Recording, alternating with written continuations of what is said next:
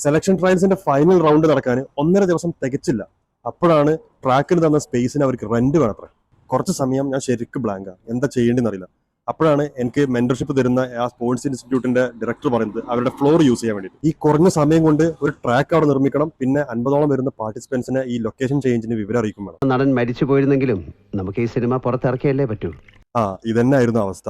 അതപ്പോ ചെയ്യാൻ പറ്റില്ല എന്നുണ്ടെങ്കിൽ പിന്നെ ആ ഒരു പ്രോഗ്രാം എനിക്ക് ആ വർഷം നടത്താൻ പറ്റില്ല. എന്തായാലും വേഗം പണി തുടങ്ങി. മെറ്റീരിയൽ പർച്ചേസിങ്ങും ട്രാക്ക് മാർക്കിങ്ങും എല്ലാം കൂടെ ആയിട്ട് ഒരു ഹാഫ് ഡേ അങ്ങനെ കഴിഞ്ഞു പോയി. പിറ്റേന്ന് രാവിലെ തന്നെ ഞാനും എന്റെ കൂടെ ഉണ്ടായിരുന്ന 2 ഇന്റേൺസും കൂടെ ഈ ട്രാക്ക് ബിൽഡിംഗ് ആരംഭിച്ചു. രാവിലെ 9 മണിക്കാണ് തുടങ്ങിയ പണി. ഫൈനൽ ടച്ചും ക്ലീനിങ്ങും ബാക്കിയുള്ള അറേഞ്ച്മെന്റ്സും എല്ലാം തീരുമ്പോൾ രാത്രി 9:30 മണിയാണ്. ഫിസിക്കലി ഓൾറെഡി ടയേർഡാണ്, മെന്റലി പിന്നെ പറയാനും വേണ്ട. കാരണം ഇത് ഇങ്ങനെയൊന്നല്ല ഞാൻ അത് നടത്താൻ ഉദ്ദേശിച്ചിരുന്നത്. ഇതിനേക്കാളും നല്ലൊരു രീതിയിലായിരുന്നു അതിന്റെ ഒരു പ്ലാനിംഗ് ഒക്കെ നടന്നിരുന്നത്. സെലക്ഷൻ പ്രോസസ്സിലും ചെറിയ ചെറിയ മാറ്റങ്ങൾ വരുത്തേണ്ടി വന്നു. കാരണം ട്രാക്ക് ആദ്യത്തിനേക്കാളും ചെറുതാണ്, കോമ്പാക്ട് ആണ്. എന്തായാലും പറഞ്ഞ ദിവസം പറഞ്ഞ ടൈമിൽ തന്നെ സെലക്ഷൻ പ്രോസസ്സ് സ്റ്റാർട്ട് ചെയ്തു. എടാ രാജപ്പ, കഥയിൽ വരുത്തിയ ചില ഭേദഗതികളോടെ ഞാൻ എന്റെ സിനിമ പൂർത്തിയാക്കി. പേരൻസ് ഒക്കെ ഫീഡ്ബാക്ക് തരാൻ തുടങ്ങി. ആദ്യത്തെ പ്രോഗ്രാമിന്റെ അത്രയൊന്നും മെച്ചല്ലോ ഈ ഒരു ലാസ്റ്റ് പ്രോഗ്രാം ആയപ്പോഴേക്ക്. ഇനി ഇങ്ങനെ തന്നെ ആയിരിക്കും ഫൈനൽ റേസും. ഒന്നും മുന്നേ കണ്ടിട്ടില്ല, എന്നാലും ഞാൻ അവർക്കൊരു പ്രോമിസ് കൊടുത്തു, ഫൈനൽ റേസ് അടിപൊളിയായിരിക്കും. പ്രോമിസ് ചെയ്ത പോലെ തന്നെ ഫൈനൽ റേസ് എല്ലാവരും പ്രതീക്ഷിച്ചതിനേക്കാളും ഉഷാറായി.